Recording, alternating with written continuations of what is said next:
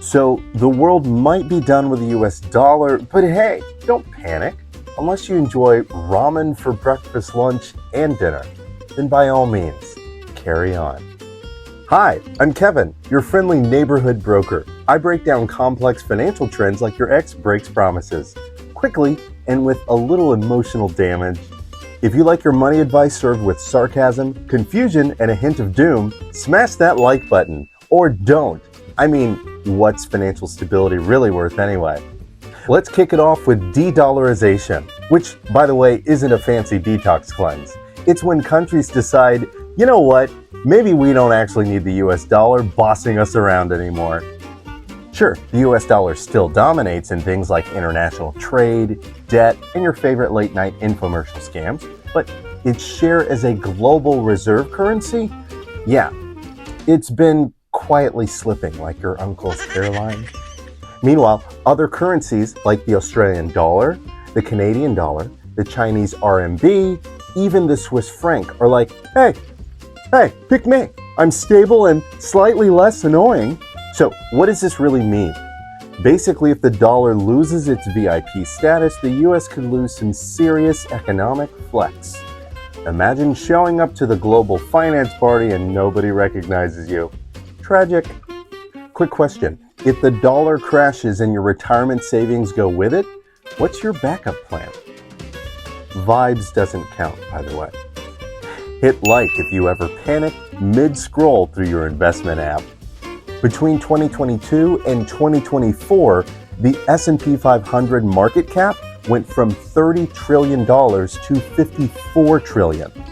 That's not growth, that's full-on financial puberty. But then the correction hit, and $5 trillion vanished into the economic Bermuda Triangle. Poof! Just like your motivation after lunch.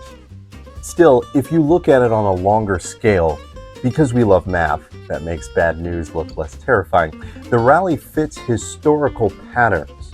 You know, like the 1990s, right before the dot-com bubble. So, totally reassuring. Bonds are supposed to be the responsible adult in the investment world, but lately, they've been acting more like, let's just say your flaky friend who bails on brunch last minute. Investors actually sold treasuries during the stock market dip. That's like grabbing gasoline during a fire. The 10-year treasury yield jumped from 4.01 to 4.58, which might not sound like a lot, but in finance, that's basically a panic screen. Even BlackRock's co-founder called it alarming and flashing yellow.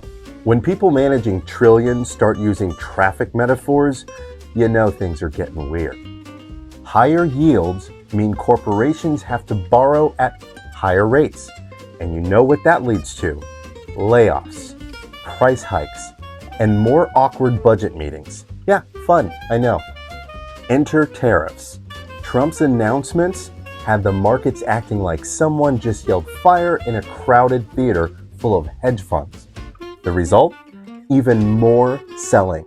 The bond market freaked out so hard they paused the tariffs for 90 days. It's like grounding your teenager because they crashed the car into your 401k. But here's the kicker. If those tariffs come back, we could be looking at real long-term economic damage. That's economists speak for hold on to your wallet. Real talk.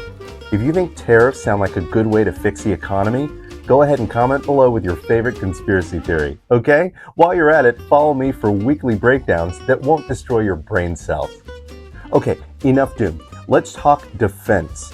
If you want to protect your money from the fallout of de-dollarization and bond weirdness, here's your financial survival kit. Number 1, real estate. Physical or through REIT ETFs, like VNQ. For those of you who just heard what I said and couldn't figure out whether I was having a stroke or speaking pig Latin, REIT ETFs are real estate investment trusts that you can invest in on a platform like Robinhood to own shares of residential and corporate real estate investments without having to buy real estate yourself. So just be sure to consider purchasing your REITs inside of a Roth IRA so you don't get hit with taxes every year when the government sees those dividend payouts and reaches in for a piece of the pie. Anyway, moving on. Land is the one thing they're not making more of, unless we colonize Mars. But I really wouldn't hold my breath on that one if I were you. Number 2, diversified ETFs, spread across sectors. S&P 500, total US market. International funds. Think of it like not putting all of your emotional energy into one situationship. Number 3, gold and silver, like ticker symbols GLD and SLV. Gold holdings are now at their highest since World War II. Think about that and consider how unprecedented that is, which is comforting and terrifying all at the same time. And number 4, hold on to your hats here, Bitcoin. Yep, if the fiat system collapses, crypto might be your weird religious conspiracy theory uncle who suddenly becomes useful.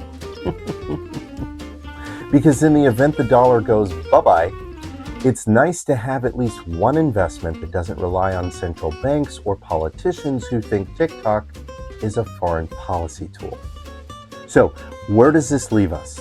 Well, if everything goes just right, as in no new tariffs, the bond market chills out and nobody sneezes too hard. We could see continued market strength. But if not, welcome to downside risk. Population, you. Which brings me to the golden rule of investing in times like these. Diversify like your future depends on it, because it does. Don't bet your retirement on one asset, one region, or one totally legit crypto coin your cousin told you about in a group chat. Think you're diversified because you own stocks and a Pokemon card collection? Think again. Drop a fire emoji in the comments if you've ever made a panic investment purchase at 2 a.m. Guilty. So, to recap, the dollar's slipping, bonds are misbehaving, the market is moody, and tariffs are the economic version of an accidental group text. Think about that. Fun times, right? But with the right strategy, real estate, gold, crypto, ETFs, you can weather this financial storm and maybe even come out ahead. Or, at the very least, avoid eating canned beans for retirement. If you made it this far, congrats. Now you know more than the average crypto bro on Reddit. Give yourself a pat on the back for your newfound panic-proof portfolio.